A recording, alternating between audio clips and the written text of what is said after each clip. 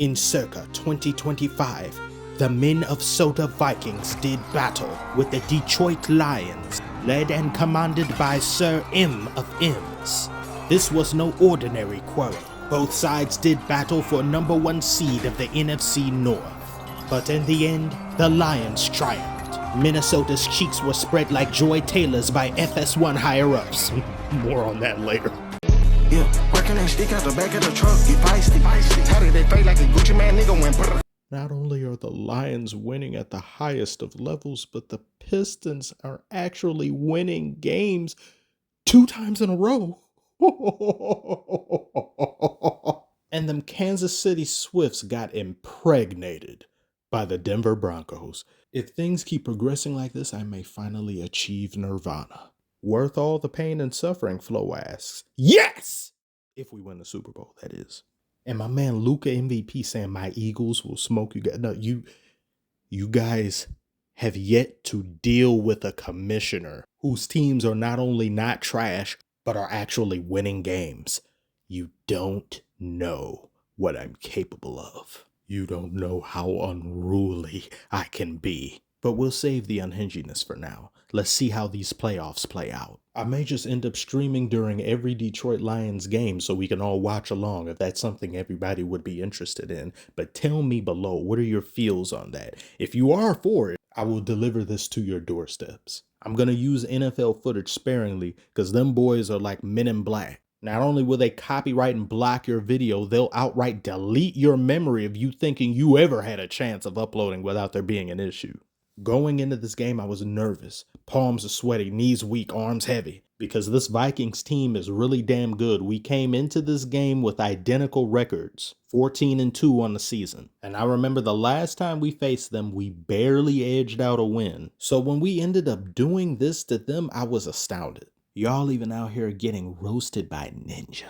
The final score isn't indicative of how tough this first half of this game was. This possession here, I heard some Vikings fans say this was intentional grounding, but I've seen a lot of arguing back and forth on it. This was a very controversial call. I'm not sure myself. But the only reason it wasn't is because they said Gibbs was there in the vicinity of it. And Gibbs, oh my goodness, man, he's a godsend. He's everything and more we could possibly want. I'd been meaning to make a video about the Lions, and that video would have been more doom and gloom given how many injuries we have. I think about 12 personnel or so we're missing defensively, and then we're missing a couple of people offensively, including our running back, Montgomery. And even during this game, we had about 2 or 3 different Lions got taken off the field. My hopes in the beginning, the middle of the season were a hell of a lot higher than even they are right now. The cynicism is taking over anyway. I will think in high leverage moments, missing people like Aiden Hutchinson, missing people like Montgomery, a lot of different people on the defensive end are going to come back and bite us. And it'll be so painful if that were to happen, because let's say we do make it to the Super Bowl and then that bite occurs. The lamenting of our fortune will be so high it'll be out of this world. I don't want to be there. I don't want to be in that situation. That'll be a different type of anger. Because last season when we got outed unceremoniously by the 49ers, which I mostly blame Dan Gamble for, gambling his ass off unnecessarily, it's easy to be angry at an individual or several individuals or even more than that. But injuries, fate, I can't punch fate. I can't wish ill will upon fate. It's just incorporeal. I just have to be angry and deal with it. Sort of like how Vikings fans were angry with Sam Darnold all over Twitter. Said dude was seeing ghosts out there, haunted. With as many times as he either overthrew the ball or he just didn't convert when he's right near the end zone. I can't believe how many times he got there and we didn't let him get even one touch. That's incredible. That is simply sublime. That is awe-inspiring. But I think some Vikings fans are being a little too hard on him as he's played great this entire year. And yeah, he did screw up majorly in this game, but you shouldn't be completely sold out on him. I do know they have 2 other vying quarterbacks waiting in the wings. I just wouldn't throw him to the wayside completely. I think he's very good. And even if they don't go forward with him on this team, I know he's going to get paid or he's going to be highly sought after by some other NFL teams that's seen how he's performed this year. Look at dude's neck. Look at that chandelier he got hanging around his neck. He's got every house I've ever lived in my entire life around his neck. That is ridiculous. And this dude here, he too happy for me. If I was a Vikings fan, I see this as what you smiling for? What we hee ha haing about? This ain't the time for no giggling. And let me go back to this man, Jameer Gauntlet.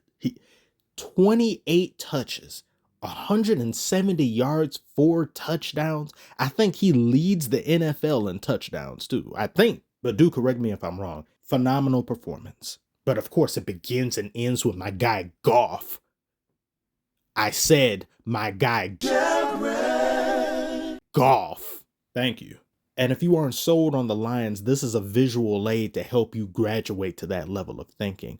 We are second in NFL history to the most touchdowns in a season, behind only Peyton Manning's 2013 Broncos. Now, none of the teams listed ended up winning the Super Bowl the season they accomplished this, but hopefully we will be the first. And I can't not praise Dan Campbell for everything he's done for this team, for this city, inspiring so many around him, applying what he's learned himself once upon a time being on a horrible Lions team, the hardship, the discipline, the ability to not only think you're better, but to emphatically believe it, so much so that it emanates from the team, the confidence, creating a culture of winning, which is very hard to do when you come into a place that skipped the letter W in the alphabet for so many decades. You got to work through it, grind through it, and go through the downs to get to the ups of where we're at.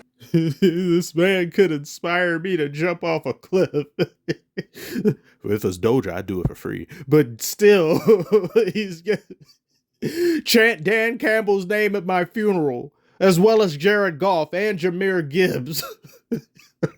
You guys have no idea what the Lions' success has meant for the city of Detroit. Pistons may have done a lot of losing, but at least we've won championships in our franchise history. For the Lions, never having been a number 1 seed in its entire history as a team, never having even gone certain steps to the playoffs, and now being in Super Bowl talk and Super Bowl conversations. I'm seeing people around the city wearing Detroit Lions jerseys all over the place, wearing more Pistons jerseys than ever before. Everybody's feeling happy about the city and what we've accomplished as a whole. And that's part of the beauty of sports. It's not just watching a bunch of super freak athletes play amazing games. Sports provides a sense of belonging, greater purpose, a connection to your city and those who populate it. It's a really special feeling, and I wish many other fans across multiple different sports leagues could experience the same thing. And there's some franchises that have just never even been in the playoffs, never even so much as thought about Super Bowl aspirations. I wish more fans could experience this. Takes your mind off the grim realities of the world, helps you better deal with some things you may be having a hard time dealing with in your own personal life. It's really special to see. But that's enough for me. Tell me what you thought about this game if you saw it. Do you think the Lions are going to the Super Bowl? And if so, please join me hand to hand in wishing for the downfall of the Kansas City Swifts. This is what's called hating respectfully. That team is amazing, and Patrick Mahomes, he may end up being the GOAT when it's all said and done. But if you don't want to wish for the Chiefs' downfall and the continued success of the Lions, we can all at least agree Kendrick calling Drake PDF file in front of hundreds of millions of people will be funny. We can all join hands around a bonfire burning OVO merch. How about that? Thank you all so very much for watching. Like and subscribe if you are new, and I will see you on the next one. This, most likely, if YouTube lets me, that is.